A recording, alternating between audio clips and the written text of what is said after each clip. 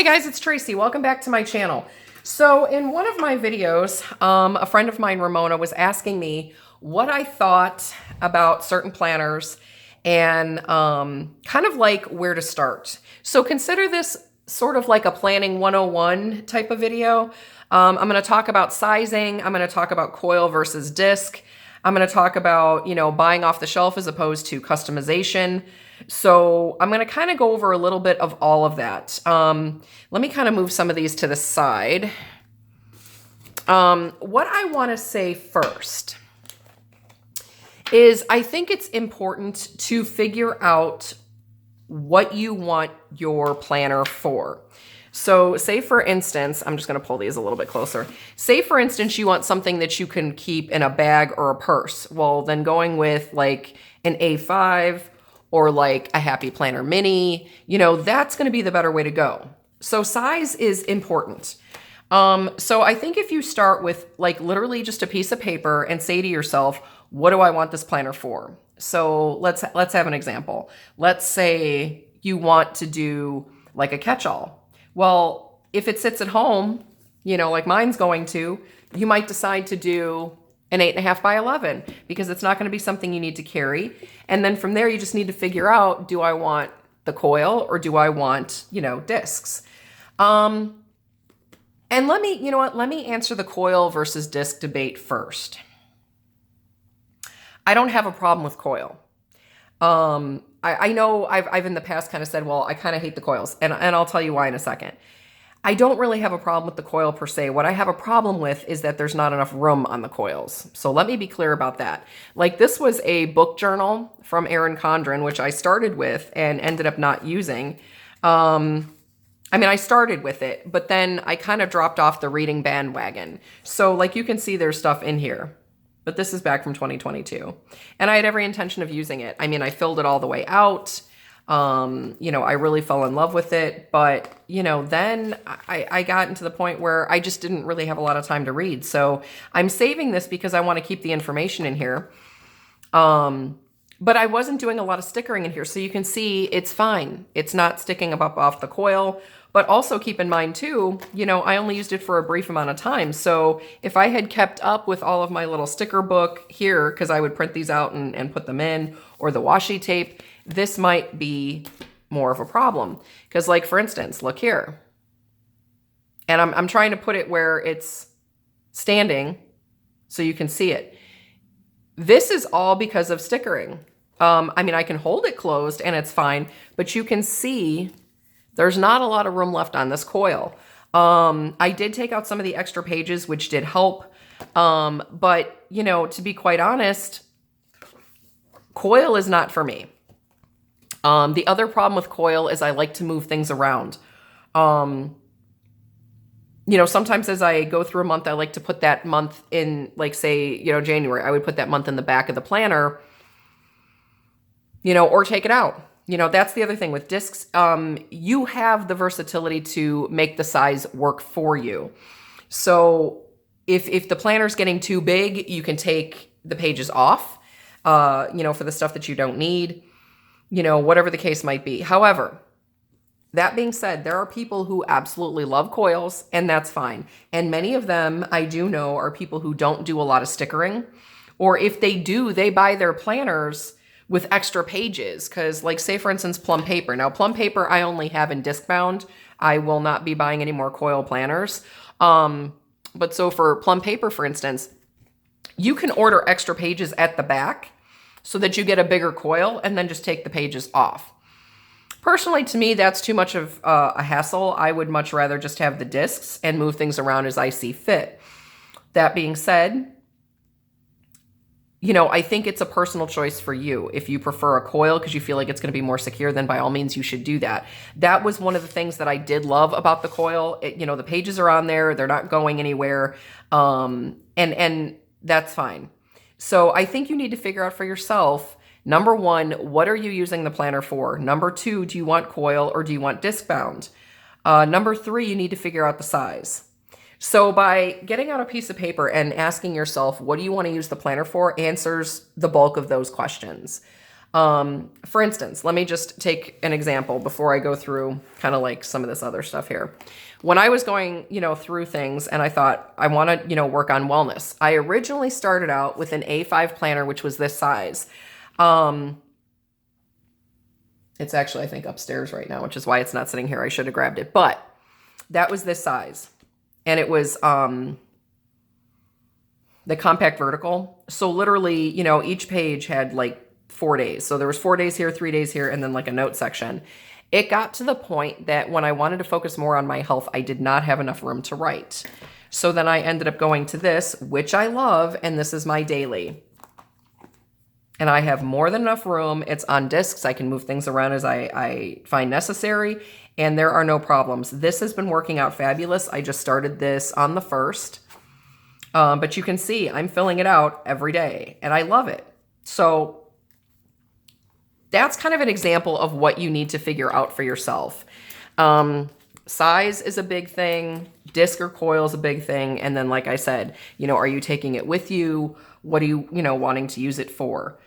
So back to that sheet of paper. So you're going to pull out a sheet of paper and you're going to say to yourself, what do I want the planner for? You're going to make a list of what do you want the planner for? Do you want it for multiple things like a catch-all? Do you want it just for one thing like wellness or a reading journal? Do you want it just for your social media? Those are the things that you have to figure out for yourself. Under that, on the piece of paper, I think the best thing to do then is to put in there, what kind of information are you going to keep? Because like when I was doing less information, the A5 was great for my wellness, but when I needed to write down more, I had to upsize and go to a disc bound. So I think ultimately what's going to happen is you are going to eventually just have to kind of experiment.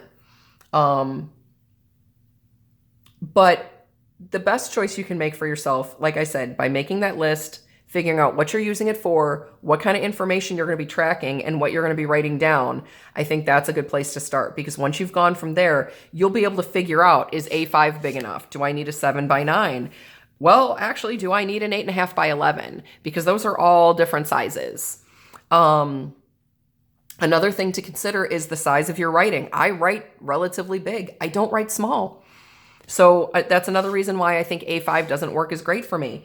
Now, when it comes to sizings, I'm going to show you the difference here. And these, of course, are Erin Condren.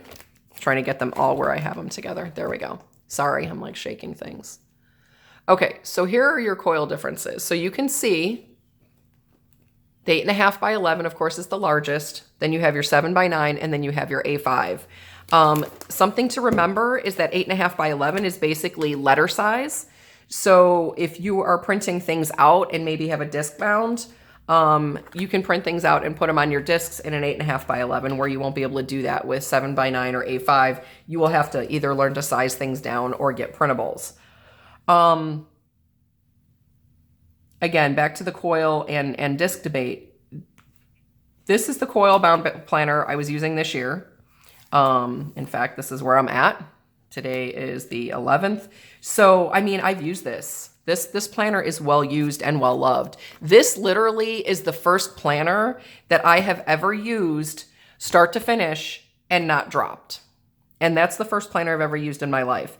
Now, the first one I've ever used in my life and not changed. Now, that being said, here's something else to say. I think part of the reason that I didn't do that with disc planners in the past is because they're very easy to switch around.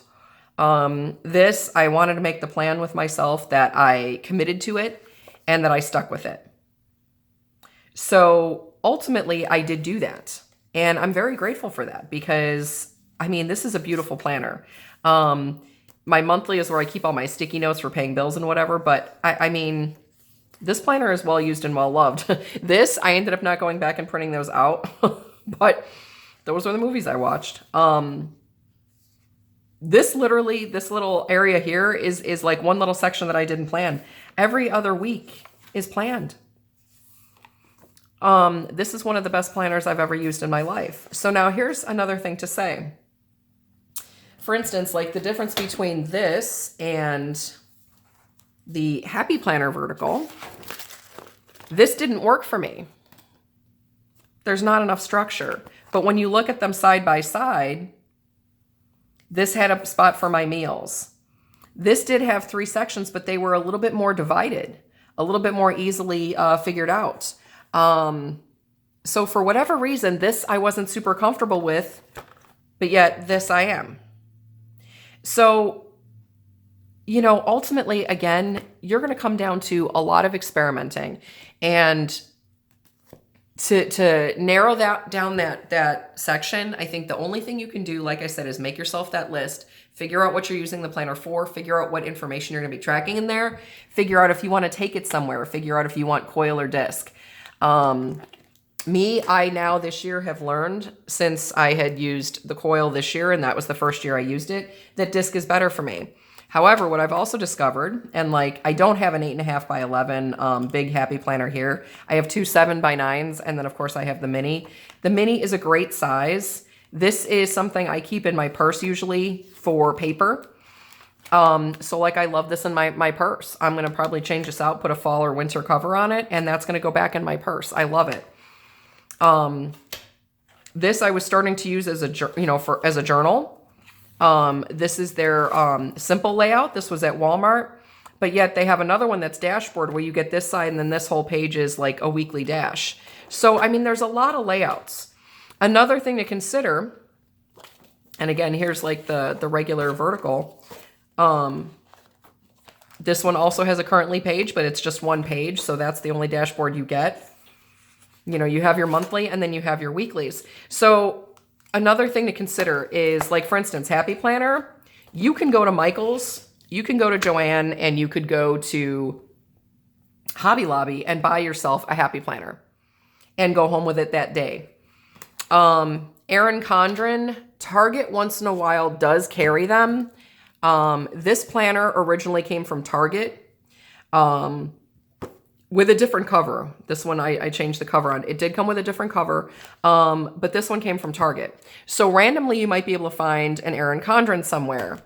What you don't find is Plum Paper.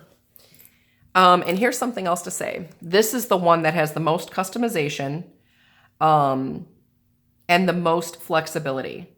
I feel like they have the majority of the layouts that I've never seen. They have all kinds of vertical, all kinds of horizontal. They have grid layouts. They have daily layouts. They have teacher, student. I mean, you name it. There's layouts for everything.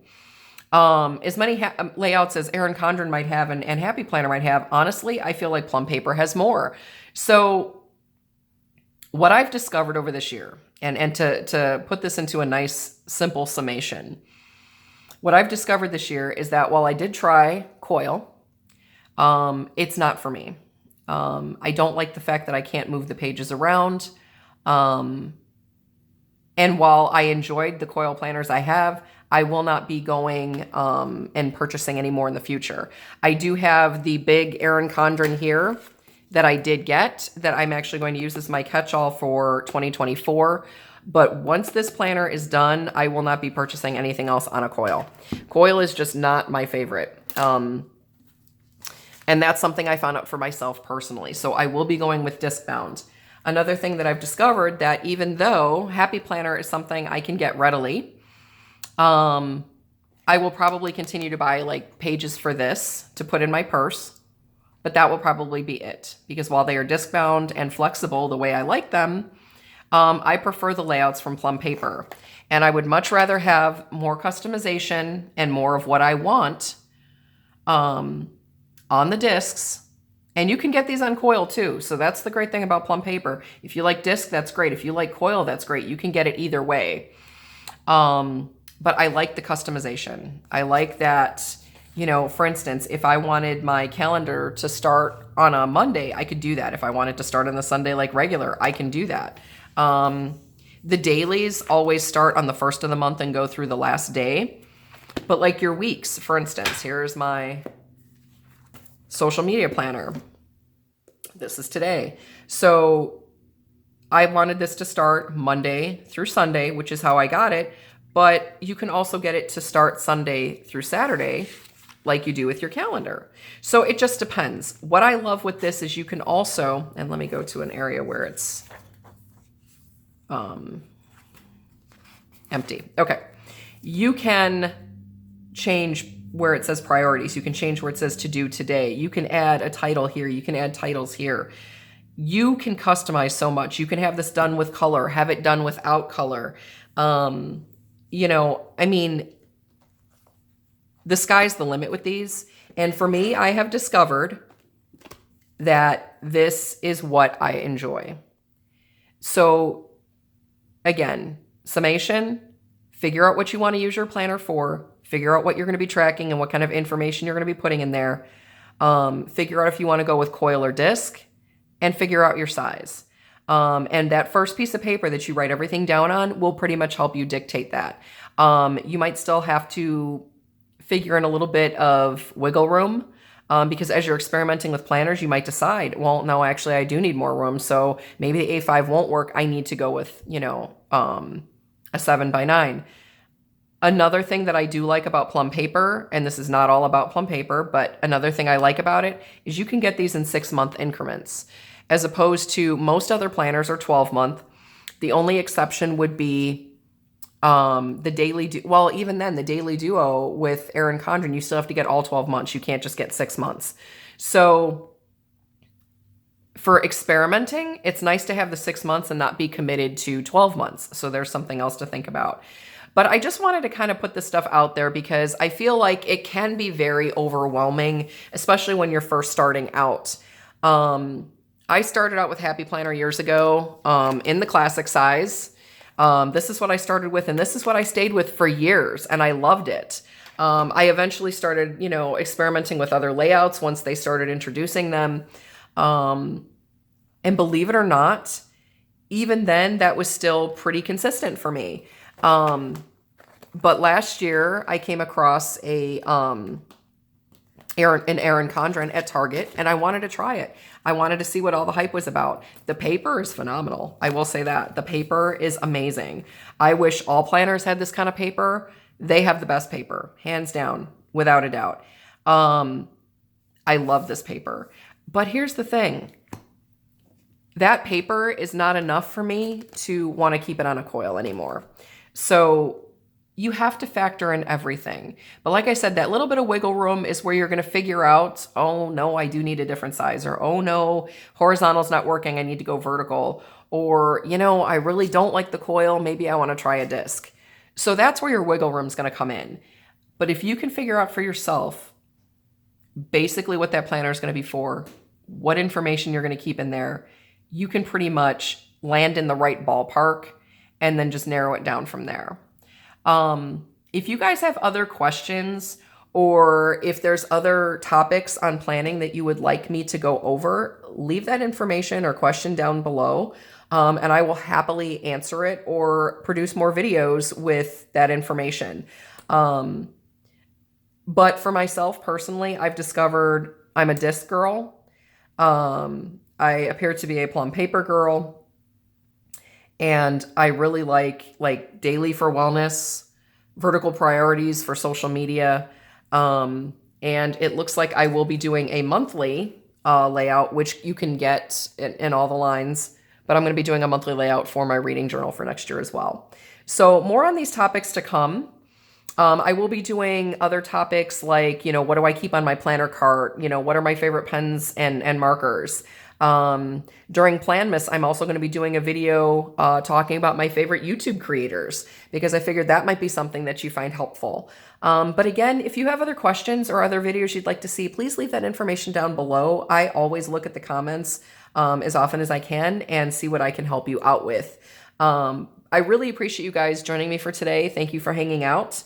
I hope you found this video helpful, and I look forward to doing more. I'll talk to you guys in the next one. Have a great day.